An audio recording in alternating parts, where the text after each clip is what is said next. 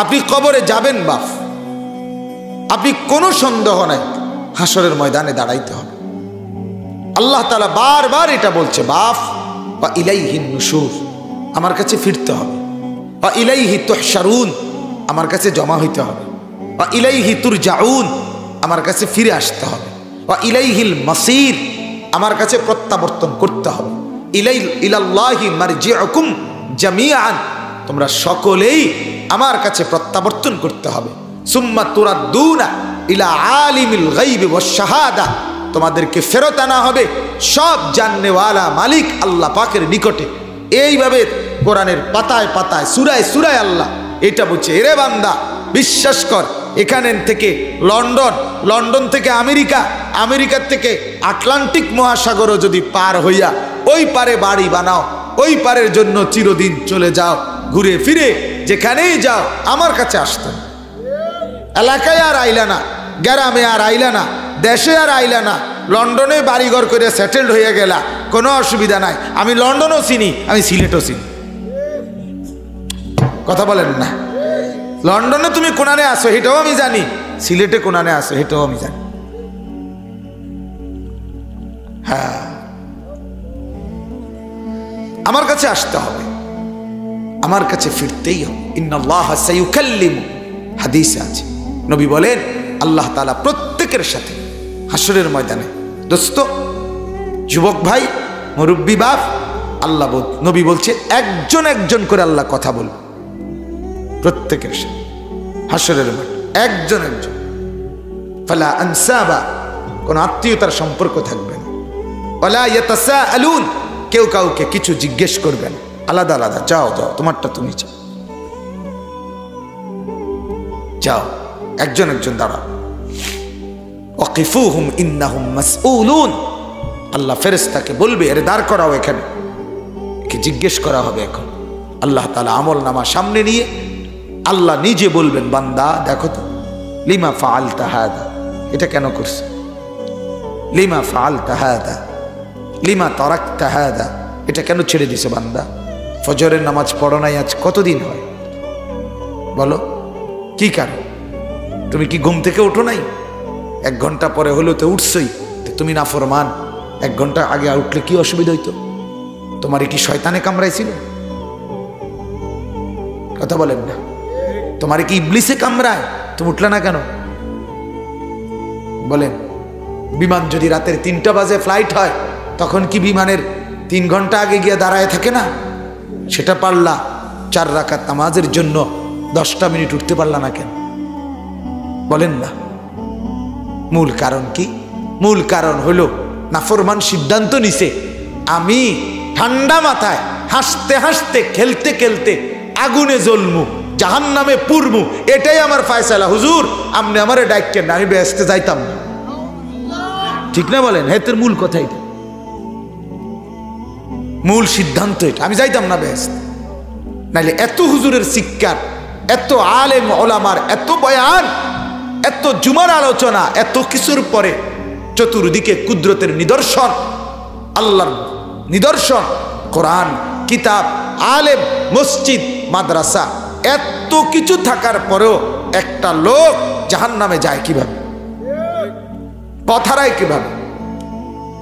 পথ হারায় কিভাবে? মূল কারণ সে নিজেই সিদ্ধান্ত নিছে, আমি আল্লাহর দিকে ফিরবো না, জান্নাতে যাব না, আমার দুনিয়াই নগদ, আমি এখানে যা মজা পাইছি এটাই মজা। মানুষের বেড়ি দেখা আমি এনে যা মজা পাইলাম, পরের সম্পদ চুরি কইরা বাটপারি কইরা ওজনে কম দিয়া চিটারি বাটপারি কইরা এখানে যা ফাঙ্গাস তেলাফিয়া খাইতে পারলাম এটাই স্বাদ। ঘুরিয়া গেরা ফাঙ্গাস আর তেলাফিয়া, ফার্মের মুরগার কক মুরগা, পাতাকপি, ফুলকপি, টমাটো, ধনিয়া, কাঁচা মরিচ, ঠিক কিনা বলেন না? আর কি দুনিয়া কি ভোগ করছি আমরা? খুব বেশি কিছু বাপ বলেন না? জঙ্গলের বাঘ ভাল্লুক এগুলো তো দুনিয়া এর চাইতে বেশি ভোগ করে, এর চাইতে।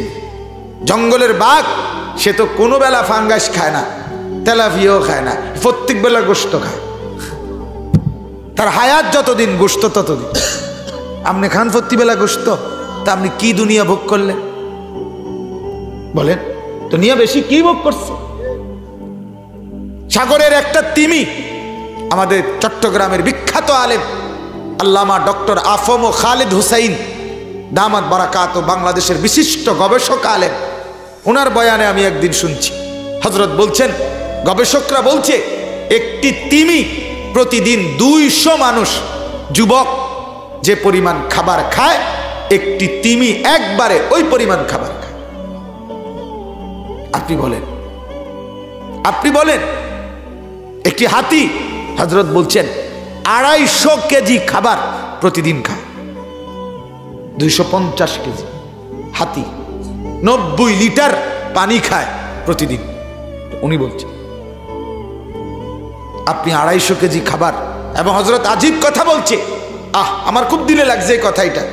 দেখেন এত বড় হাতিটা, সে এই কলা গাছের পাতালতা প্রতিদিন আল্লাহর পক্ষ থেকে গড়ে 250 কেজি খাবার খায়, কিন্তু এতটুকু খানা দরকার তার এক এক বেলায়, কিন্তু এরপরও কোনোদিন ওই হাতিটা ফেলে যাওয়া কলা গাছের বাকি পাতালতা এগুলো কোনোদিন বলে আমি পরের বেলায় খামু এই কথা মনে কইরা কান্দে লইয়া একটা গাছও আর একটা কলা গাছও আর ফেরত আবার নিয়ে যায় না, যা খাইছে তো এখানেই খাইছে, ফেলাইয়া গেছে, আর এগুলো কান্দে নেয় না। তার পরের বেলার ভাবনা সে 1 সেকেন্ডও ভাবে না, সে বিশ্বাস করে এক হাতি আসমানে যিনি আছে উনি থাকলে আমার রিজিকও আছে, আর তিনি তো আছেই। কথা বলেন না, তিনি আছে কি না বলেন তো? লা নাসআলুকা রিজকা নাহনু নারযুকুক, কোরআনে আল্লাহ বলেন ওয়া'মুর আহলাকা বিস-সালাহ, বন্ধু আপনি আপনার পরিবারের সদস্যদেরকে নামাজের আদেশ করুন, স্ত্রীকে নামাজের কথা বলুন, ছেলে মেয়েকে নামাজের কথা বলুন, ওয়াসতাবির আলাইহা, আপনি নিজেও নামাজের উপরে মজবুত থাকুন। লা নাসআলুকা রিজকা, আল্লাহ বলে বন্ধু আমি আপনার পরিবারের কারো কাছে রিজিক দিতে কারো সাহায্য আমি চাই না, নাহনু নারযুকুকা, আমি একাই সবাইকে রিজিক দেব, বিষয়টা আমি দেব। আমি ভাতের ফিকির করব, আপনি সেজদার ফিকির করেন। আপনি বিবির নামাজের বিষয়টা দেখেন, ভাত তরকারিটি আমি দেখব, আপনি ছেলের নামাজ দেখেন, আপনি মেয়ের নামাজ দেখেন, নামাজ দেখেন। আল্লাহ নবী সাল্লাল্লাহু আলাইহি ওয়াসাল্লাম মেয়ে ফাতেমা, রাসূলুল্লাহ সাল্লাল্লাহু আলাইহি ওয়াসাল্লামের মেয়ে আয়েশা দেখাইছে, বাপ আব্বা আমার হাতের আঙ্গুলগুলো দেখেন, জাতা পিষতে পিষতে, আটা পিষতে পিষতে আঙ্গুলগুলোর কড়া বসে গেছে, দাগ পড়ে গেছে। আব্বা আমার কাঁধটা দেখেন, আমি কূপ থেকে পানি উঠাইতে উঠাইতে রশির দাগে আমার দাগ পড়ে গেছে, আমার একটা দাসী দেন, একটা বাঁধি দেন আমার একটু সহযোগিতার জন্য, আপনার কলিজার টুকরা হাসান হুসাইনের সহযোগিতার জন্য। বাবা আল্লাহ নবী সাল্লাল্লাহু আলাইহি ওয়াসাল্লাম বললেন মা, আহা, ফাতেমাকে বললেন, রাসূলুল্লাহর কলিজার টুকরা। নবী বলছে ফাতেমা তু বিদআতুম মিন্নি, ফাতেমা আমার দেহের অংশ, ফাতেমা আমার গোশতের টুকরা, আমার দেহের টুকরা। সেই ফাতেমাকে আল্লাহর নবী বলেন, ফাতেমা এখানে চাও না ওইখানে চাও, সুখ এখানে চাও না ওইখানে চাও, তোমাকে আমি এর চাইতে বড় সুখের সন্ধান, এর চাইতে বড় কিছু দেব ফাতেমা। ফাতেমা বললেন, আব্বা যদি এর চাইতে উত্তম কিছু থাকে সেটাই দেন। আল্লাহর নবী বললেন, প্রতিদিন ঘুমের সময় 33 বার সুবহানাল্লাহ পড়বা, 33 বার আলহামদুলিল্লাহ পড়বা, 34 বার আল্লাহু আকবার পড়বা, তো এই 3 তাসবিহ 100 বার পড়বা ঘুমের টাইমে। ফাতেমা এটা দাসী এবং বাঁদির চাইতে উত্তম। মেয়ে আসছে দুনিয়া চাইতে, বাপ দিছে আখিরাত। বলেন না, মেয়ে আসছিল কি চাইতে? দুনিয়া চাইতে আসছে, বাবা ফিরাই দিছে কি? এরপরে আরো মজার কথা শুনে, রিয়াজুস সালিহিন কিতাবের না আল আদকার কিতাব ইমাম নববীর আমি নিজে পড়ছি, হযরতকে দেখাইছি আমি আমার শায়েখ আল্লামা মুফতি মুশতাকুন নবী সাহেবকে। ওখানে আছে হযরত আলী রাদিয়াল্লাহু তাআলা আনহু, ফাতেমা রাদিয়াল্লাহু তাআলা আনহা যখন ফিরে আসছে ঘরে, আলী জিজ্ঞেস করছে, তো ফাতেমা বলছে, আব্বা জান আমাকে দাসী বান্দি না দিয়া এই 3টা তাসবিহ দিছে, বলছে এটা আমার জন্য দাসী বান্দির চাইতে উত্তম, এটা আমার আখিরাতের উত্তম পাথেয়। হযরত আলী বলছে আল্লাহর কসম, ফাতেমা যেদিন আইসা আমারে বলছে এই 3 তাসবিহ পড়ার সময় ঘুমে রাত্রিবেলা, কসম আমি সেদিন থেকে যেদিন বর্ণনা করছে আলী বলছে আমি এই দিন পর্যন্ত আর কোনোদিন এই 3 তাসবিহ ছাড়ি নাই। হ্যাঁ, এরপরে আরো মজার কথা আছে, ওলামায়ে কেরাম বুঝবেন। সেটা হইল ওইখানে হযরত আলীকে জিজ্ঞেস করছে যে হে আলী আমিরুল মুমিনিন, সিফফিনের যুদ্ধ হয়েছিল ইসলামের ইতিহাসে। হযরত আলী এবং মুয়াবিয়া রাদিয়াল্লাহু তাআলা আনহুর মধ্যে একটা ঐতিহাসিক যুদ্ধ হয়েছিল, রক্তক্ষয়ী যুদ্ধ। 6 দিন লাগাতার, কিতাবে আছে 6 দিন রাতেও যুদ্ধ হয়েছে, দিনেও যুদ্ধ হয়েছে, টানা টানা যুদ্ধ হয়েছে। 70,000-এর মতো মুসলমান দুই পক্ষে শাহাদাত বরণ করছে। 7,000 না, 7,000 না, 70,000। এই যুদ্ধে 6 দিন রাতে দিনের এই তীব্র যুদ্ধে ওনারে জিজ্ঞাসা করছে, ওখানে স্পষ্ট আল আজকার কিতাবের এবারতে আছে ওয়ালা সিফফিন। আলীকে জিজ্ঞেস করছে, আলী ওই সিফফিনের যুদ্ধের 6 রাত যে সময় তীব্র যুদ্ধ চলছে, আপনি যুদ্ধের ময়দানের সেনাপতি, যুদ্ধ করতেছিলেন, ওই সময়ও কি পড়ছিলেন? হযরত আলী বলছে আল্লাহর কসম ওই 6 রাতও আমার এই তাসবিহ ছোটে না। কি বলছে? আমি কোথায়, আপনি কোথায়? কি ভাই, এজন্য আমরাও ফিকির করি, বলে আমার উম্মত, আমরাও ফিকির করি। আমরাও উম্মত আমাদের কথা নেয় না কেন? আমরা উম্মতের কাছে সেই পরিমাণ জিন্দেগি পেশ করতে পারি না, নিজেদের আখলাক দেখাইতে পারি নাই, আমরাও আমাদের মনিবের সাথে সম্পর্ক সুন্দর করতে পারি নাই। তাফসীর ইবনে কাসিরের মধ্যে আমি নিজে পড়ছি, তাফসীর ইবনে কাসিরের মধ্যে এক বুজুর্গ, জঙ্গলের পাশে এক মহিলা, এক আল্লাহর নেক বান্দি মহিলাকে দেখছে, সে নামাজ পড়তেছে আর চতুর্দিকের বাঘ তাকে দাঁড়িয়ে পাহারা দিচ্ছে। স্পষ্ট আছে, আতা'মুরুনা আন-নাসা বিল বিররি ওয়া তানসাউনা আনফুসাকুম ওয়া আনতুম তাতলুনাল কিতাব। এই আয়াতের তাফসীরে আছে, তাফসীর ইবনে কাসির। তখন উনি জিজ্ঞেস করছে সালাম ফিরাবার পর ওই মহিলাকে, আপনি বাঘের সাথে এই সম্পর্ক আপনার কিভাবে হলো যে আপনি নামাজ পড়েন, জঙ্গলের বাঘ আপনাকে পাহারা দেয়, কামড় দেয় না, আঘাত করে না? তখন সেই নারী বলছিল, ইন্নী আসলাহতু মা বাইনি ওয়া বাইনা রাব্বি ফাআসলাহাল্লাহু মা বাইনি ওয়া বাইনাজ যিআব। বলছে আমি আমার আল্লাহর সাথে সম্পর্ক ঠিক করে নিছি, আমার আল্লাহ বাঘের সাথে আমার সম্পর্ক ঠিক করে দিয়েছে। ঠিক কথা। হায় যদি আমি হতাম জিন্দেগি, তাহলে আপনাদেরকে আমরা বুঝাইতে পারতাম, আমরা পারলাম না আপনাদেরকে বুঝাইতে। 60 বছরের মুরব্বী, আপনি এখনো বিড়ি খান চাচা, আমরা বুঝাইতে পারলাম না আপনারে, আমরা বুঝাইতে পারলাম না। নাইলে একজন মুরব্বী মুসলমান 60 বছর বয়সী পর্যন্ত চাচা, তিনি এখনো কিভাবে বিড়ি খায়, সিগারেট খায়? বলে আপনি গুনাহ ছাড়বেন কখন বাবা?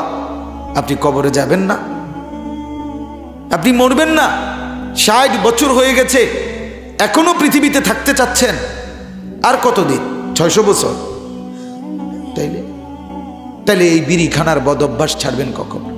কথায় কথায় গালি দেওয়ার অভ্যাস ছাড়বেন কখন? টেলিভিশনে বৈশা চা দোকানে নর্তকীর নাচ দেখা বন্ধ করবেন কোন দিন? সুদের লেনদেন বন্ধ করবেন কোন দিন বাবা? ঘরের মধ্যে স্ত্রী, ছেলে মেয়ে, নাতি নাতনি টেলিভিশন দেখে নাচ গান দিন রাত, আপনি এই গুনাহ তাদেরকে বাঁচাবেন কোন দিন? আপনার তো বয়স শেষ, আপনার তো হায়াত শেষ, এরপরও আপনি আমি গুনাহ না ছাড়লে কোন দিন ছাড়বেন? যুবক তোমরা বলো ভাই, নওজোয়ান দাঁড়িয়ে আছেন, বসে আছেন, যে যেভাবে আছেন আমার কোনো আপত্তি নাই, শুধু ভাবো ভাইয়া ছেলেরা, তোমরা নওজোয়ান, তোমাদের কাছেও বলি বাপ, ওই চাচা বুড়ো হইছে, এই চাচা বুড়ো হইছে, এই কারণে ভাইবো না তুমি বুড়া হবা না রে বন্ধু, না বাপ, সবাই বুড়া হয় না, সবাই দাদা হয় না। আল্লাহ তাআলা প্রত্যেককে বৃদ্ধ পর্যন্ত হায়াত দেয় না? দেয়? কথা বলেন না। দেয়। জওয়ান মানুষ মরে না? 12 বছরের বাচ্চা মরে না? 18-20 বছরের যুবক মরে না? তাইলে কোরআনে আছে, আল্লাহ বলছে অমিনকুম মান ইউতাওয়াফা মিন ক্বাবলু, আমি আল্লাহ তাআলা অনেককেই বৃদ্ধ অবস্থায় পৌঁছাবার আগেই মৃত্যু দিয়ে দিই। কোরআনের আয়াত। অতএব বন্ধু, নিজের উপরে দয়া করো। তু আগার মেরা নিহি বনতা না বন, আপনা তো বন। সৈয়দ আবুল হাসান আলী আন-নদভী রাহমাতুল্লাহর কথা এটা। তিনি বলতেন যে, ও যুবক, তুমি আমার যদি কোনো উপকার নাই করো, কইরো না। সমাজের কোনো উপকার, এলাকার কোনো উপকার যদি না পারো, কইরো না, ঠিক আছে, কমপক্ষে নিজের জন্য তো করো। নিজের ক্ষতিটা করো না, নিজেরে নষ্ট করে দিও না। এই উলঙ্গ ছবি দেখলে তুমিই তো নষ্ট হয়ে যাবা। অশ্লীল নারী দেখলে তুমিই তো বরবাদ হয়ে যাবা। তোমার যৌবনের শক্তিও শেষ, তোমার আখেরাতের পুঁজিও শেষ। তোমার আর রইল কি? রইলটা কি? গান, নাচ, নর্তকী, জিনা, ব্যভিচার, মদ, জুয়া। আপনারা যারা উপার্জন করেন, কামাই রোজগারি করেন বাপ, আপনারা যারা হারাম রোজগার করেন, মিথ্যা বলেন, ওজনে কম দেন, চুরি করেন, ঠগান, ধোকা দেন, সুদের লেনদেন করেন, কিস্তির লেনদেন করেন, আপনারা হারাম করছেন, নিজের বরবাদও করছেন, স্ত্রী সন্তানের বরবাদও করে দিচ্ছেন। আপনি মূলত জালেম, অবৈধ উপার্জনকারী, সে মূলত ডাকাত, লুণ্ঠনকারী। সে আপনি ক্ষতি করছেন, নিজের ক্ষতিও, পরিবারেরও ক্ষতি করছেন। তাদের মুখে হাসি, না না না, ওই হাসি ফরমালি, এটা আসল হাসি না, ওই হাসি ধোকা। এজন্য মুরব্বীদের কাছে অনুরোধ, চা দোকানের আড্ডা বন্ধ করে দেন, বলেন ইনশাআল্লাহ। টেলিভিশন দেখা বন্ধ করে দেন, বিড়ি সিগারেট বন্ধ করে দেন। চাচা, হাত ধরি। আপনি যদি বলেন আপনার পায়ে ধরতে, আমি পায়ে ধরবো চাচা। আপনি আমার চাচা, আমি আপনার ভাতিজা, আপনি আমার দাদা, আমি আপনার নাতি। আমি চাই আমার দাদা যেন হয় জান্নাতি, আমি চাই আমার চাচা যেন হয় জান্নাতি। আমি চাইবো না তো কে চাই? আমরা বলবো না তো কে বলবে আপনাদেরকে? বলে কে বলবে? অতএব দয়া করে ফিকির করে, মনের চাহিদা মতো চলবেন না, মনের চাহিদা মতো চলবেন। জিন্দিগি কোরআনের সাথে পেশ করেন, জিন্দিগিটা আলেমদের সামনে পেশ করেন। উপার্জন, প্রত্যেক জিনিস, দুনিয়ার প্রয়োজন পূরণ করার যত কিছু চাহিদা আল্লাহ পূরণের জন্য হালাল ইন্তেজাম রাখছে কিনা বলেন না? আপনার মনের কামনা, বাসনা, যৌন চাহিদা পূরণের জন্য আল্লাহ তাআলা হালাল স্ত্রী রাখছেন কিনা? আপনার টাকা পয়সা দরকার, উপার্জন, তো আল্লাহ তাআলা হালাল ব্যবসা, হালাল উপার্জনের পদ্ধতি আল্লাহ রাখছে কিনা? তো কোনটার কারণে আপনি হারামটাত গেলেন? কথা বলেন না কেন? কোনটার কারণ? যে হালাল ভাবে নারী স্ত্রী এর কোনো ব্যবস্থা নাই, মানুষের বাড়ির পিছনে আড়ন ছাড়া, তাইলে না আপনি যাইতেন হেঁটা। আপনার জন্য তো হালাল ইন্তজাম আছে, আছে কিনা বলেন না? আপনি সুদ ছাড়া, বাটপারি, সিটারি ছাড়া উপার্জনের কোনো মাধ্যম নাই, তো আমরা সিরানি খাই। কথা বলেন না কেন? আমাদের এই লক্ষ লক্ষ ইমাম, আলেম, ওলামা 6,000 টাকা বেতন, 8,000 টাকা বেতন, 10,000 টাকা বেতন, খোদার 30 দিন আল্লাহর দিকে তাকাইয়া বরকতের মাধ্যমে বিবি বাচ্চা নিয়ে জিন্দিগি চালায়। অথচ 30,000 টাকা ইনকাম, 60,000 টাকা ইনকাম। ওই বেটারে জিজ্ঞাবেন, নামাজ পড়ে না, রোজা রাখে না, জিজ্ঞান না কিস্তি কয়টা, কব 3টা। কিস্তি কয়টা? 60টা কিস্তি চলে। কিস্তি এমন ভাবে বান দিছে, কিস্তি জাহান্নাম পর্যন্ত নিয়ে যাবে। জাহান্নাম, জাহান্নামে নিয়ে যাবে কিস্তি। কিস্তির নামে 5,000 টাকার কিস্তি আর 12,000 টাকার কিস্তি। মূল মাকসাদ হলো আমার মাকে বেপর্দা করা, আমার বোনকে বেপর্দা করা, মহিলাদেরকে ঘর থেকে বের করা। আমি কিছুদিন আগে খুলনা জামাতে গেছিলাম, চিল্লায়। গত বছর আগস্ট মাসে এক চিল্লা সফর করছিলাম, তাবলীগের সফরে ছিলাম। ওইখানে সুন্দরবনের কাছে এক এলাকায় গেছি। ওইখানে মিশনারি কোম্পানি পানির টাঙ্কি দেয় মানুষের ফ্রি, বুঝছেন? শর্ত হলো বেড়ি যেতে হইবে, হুজুর মহিলা ছাড়া গেলে হইতো না, পুরুষ গেলে দেয় না, মহিলা যাইতে হবে। 8টা ফরমের মধ্যে সই দিতে হয়, টিপসই দিতে হয় 8টা কাগজে। খ্রিস্টান মিশনারি যদি ওই ফরমগুলোর মধ্যে লেখা থাকে আমি যিশুকে ঈশ্বর মেনে নিলাম, সে বেটি জানবে কিছু? হে তো সই দরকার, হে তো পানির টাঙ্কি দরকার। আমরা 3 দিন ছিলাম সেখানে জামাত। তো বাপ, এজন্য বললাম নিজের এবং নিজের পরিবারের ক্ষতি করবেন না, মনের চাহিদা মতো ছুটবেন না, অবৈধ উপার্জন করবেন না। যুবক ভাই, তোমরা অনেক ভাই দাঁড়াইছ, নিচে বসছ, আরেকবার হয়তো এই বন্ধু দেখা নাও হইতে পারে।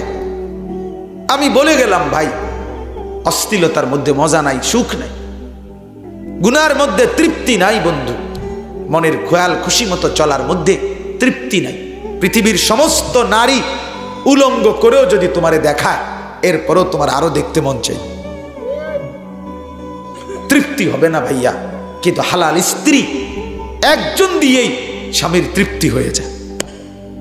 আমি খোলামেলা বললাম, একজন দিয়েই তৃপ্তি হয়ে যায়, কারণ হালালের মধ্যে তৃপ্তি আছে, হালালের মধ্যে সুখ আছে, হালালের মধ্যে আনন্দ আছে। মদখোর যে নেশা করে তার কোনো তৃপ্তি নাই, সে সারাক্ষণ নেশার লাগা পাগল হয়ে থাকে। জুয়া যে খেলে জুয়ারি, তার কোনো তৃপ্তি নাই, সে জুয়া খেলতে খেলতে বাড়ি ঘর ভিটা মাটি অনেক জানোয়ার বউ শুদ্ধা বেচ্চা না আছে না? জুয়ারি এরকম আছে মিয়া। তাইলে গুনাহ কি দেয় না? তৃপ্তি দেয়। এই কোটি কোটি টাকার অট্টালিকার প্রাসাদে হাজারো হাজারো কোটিপতি, যাদের বাড়ি গাড়ি রমরমা, কিন্তু আমি নিজ চোখে দেখছি কোটিপতিরে, কোটি কোটি টাকার বাড়ি, প্রাইভেট মেডিকেল কলেজের চেয়ারম্যান, কোটি কোটি টাকার মালিক, সারা রাত বিল্ডিং এর ছাদে সারা রাত বসে বসে একটার পর একটা সিগারেট খায় আর গিটার বাজায়, গান গায়। গান, ছাগল রাতের বেলা কি গান গাছ? গান গা, গান তো গান, গানও না, গানের জাতও না, বুঝেন নাই কথা? ঘুম নাই, সকাল হলেই লোন, সকাল হলেই লোন, এই ব্যাংকের লোন, ওই ব্যাংকের লোন, ওই ব্যাংকের লোন, বুঝেন নাই? টেনশন, ঘুমাবে কিভাবে? ঘুমাবে কি? সারা রাত সিগারেটের উপরে, বিড়ির উপরে। আহ, এটা জিন্দিগি বাস। আল্লাহ আমাদেরকে বুঝ দান করেন, এজন্য গুনাহ ছেড়ে দেন। বলেন ইনশাআল্লাহ। ছেলেরা বলো না ভাই ইনশাআল্লাহ। নামাজ পড়বো তো ইনশাআল্লাহ। হাত তুলে বলেন, হাত তুলে। ধোকা দিয়ে না, বাটপার তুমি হাত তুললো না, এই কোন চিটার হাত তুললো না। আল্লাহ তাআলা চাইলে হাত অবশ করে দিতে পারে, অবশ করে দিতে। বলেন ইনশাআল্লাহ। আল্লাহ আমাদের প্রত্যেককে নামাজি বানান। চলেন এবার শুধু তর্জমাটা বলি। আল্লাহ তাআলা বলছেন নবীকে, আমাদের প্রিয় নবী সাল্লাল্লাহু আলাইহি সাল্লামকে লক্ষ্য করে আল্লাহ তাআলা বলছেন 25 নম্বর পারা 45 নম্বর সূরা, সূরা জাসিয়া, এই সূরার 23 নম্বর আয়াত। আল্লাহ তাআলা বলেন, আফরাআইতা মানিত্তাখাযা ইলাহাহু হাওয়াহু। নবীকে আল্লাহ তাআলা বলছে, বন্ধু এই লোকটাকে একটু দেখেন তো। মানে একটা লোকের কথা বলছে, ধরেন, না না এনের কেউ না, আমি অর্থ বুঝাইতেছি। নবীকে আল্লাহ তাআলা বলতেছে, বন্ধু দোস্ত, এসে তার সে মানিত্তাখাযা ইলাহাহু হাওয়াহু, সে তার মনের চাহিদাকে, তার মন যা চায়, মনে যা ইচ্ছা হয়, এই চাহিদা মনের ইচ্ছাকে সে তার খোদা বানায় ফেলছে। এতে দেখেন একটা বিষয়ে তার আল্লাহর হুকুমের কোনো পাবন্দি নাই, কোনো পরোয়া নাই। কিরে বেটা, খারাইয়া মতো কা, আমার ইচ্ছা। এই তুমি যে এই মেয়ের লগে কথা কও, আমার ইচ্ছা। এ ছেলে, তুমি যে সারাক্ষণ মোবাইল টিপো, কারণটা কি? আমার ইচ্ছা। বাবা ভাই, আপনি যে সবসময় ওজনে কম দেন, আমার ইচ্ছা। কেউ আপনি যে কথায় কথায় গালি দেন, আমার ইচ্ছা। এই যে আপনি যে ওজনে সবসময় মানুষের সিটারি বাটফারি কমায় দেন, আমার ইচ্ছা। কথা বলেন, কারে বলতেছি? মনে করেন এই বাটফাররে বলতেছি, তাইলে কি বোঝা গেল? তার উত্তর একটাই, আমার ইচ্ছা, আমার মন চাইছে। তাহলে এই ইচ্ছা আমার মন মতো। এখানে কোরআন কি, আবার এখানে হাদিস কি, অন্য কিছু মানি না আমি। আমার মনে যা চাই তাই করব। আল্লাহ বলে এই নাফরমান তার মনের ইচ্ছাকে খোদা বানায় ফেলছে। কি বানায় ফেলছে বলেন না? হযরত আব্দুল্লাহ ইবনে আব্বাস রাদিয়াল্লাহু তাআলা আনহুমা বলছে, মনের ইচ্ছা মতো যে চলে, এই মনের ইচ্ছাটাই তার খোদা। এই লোকটা একজন মূর্তি পূজক। তাফসীরে কুরতুবিতে আছে, সেও একজন মূর্তি পূজারী। আরেকজন মূর্তির পূজা যেরকম করে, এই নাফরমান মনের চাহিদার পূজা করে। কথা বুঝছেন কি না? এরপর আল্লাহ বলেন, এবার নবীকে তো দেখাইলো তারে, এবার পরিণতি বলতেছে। এবার নবী আল্লাহ বলে, বন্ধু তারে কি করতাম কর? আমি কি করতেছি শোনেন।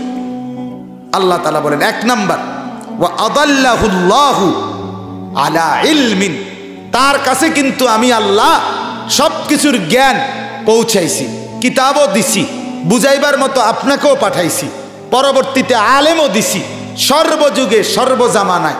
আচ্ছা, আপনারা যারা এখানে আছেন, আপনারা এই যে আল্লাহর যে একটা কিতাব আছে কোরআন, এটা জীবনেও শুনছেন না যে এরকম একটা কিতাব আছে খোদার, যেটার থেকে আমাদের দিক নির্দেশনা আছে, জান্নাতে যাওয়ার পথ আছে, এটা জানেন নাই, আজকেই প্রথম শুনছেন। এরকম ভাগ্যবান একটু হাত উঠানছে একজন। কথা বলেন না, আছেন এমন কোনো ভাগ্যবান? না, আপনি জানেন। আপনি কি জানেন যে আমাদের জন্য আল্লাহর পক্ষ থেকে একটা কি আছে?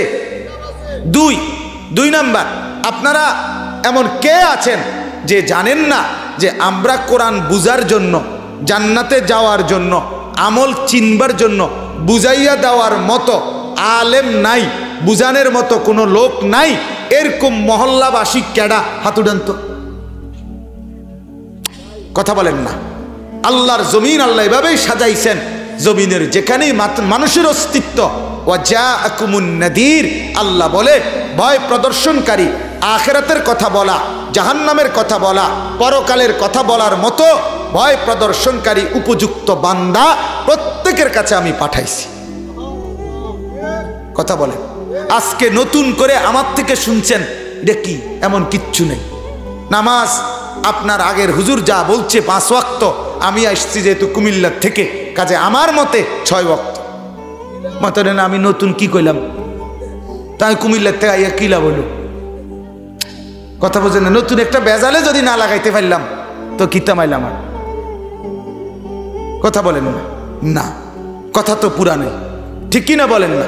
আপনার কানে পড়ছে কিনা বলেন?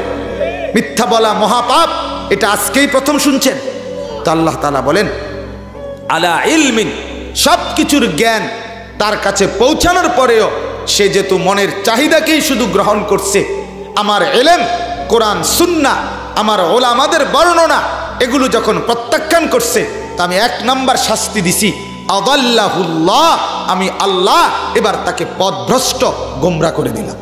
যা, ঠিক আছে, যা, ঠিক আছে, চল, তুই দিলাম তোরে ছেড়ে, তোর রশি ছেড়ে দিলাম, যা, তুই এবার যেটা মন সেটা কর, তুই এবার ঠ্যাং আলগি দিয়া পেশাব কর, ওরে ঠ্যাং ফালাইয়া কর, তোর যেটা মন কর, যা।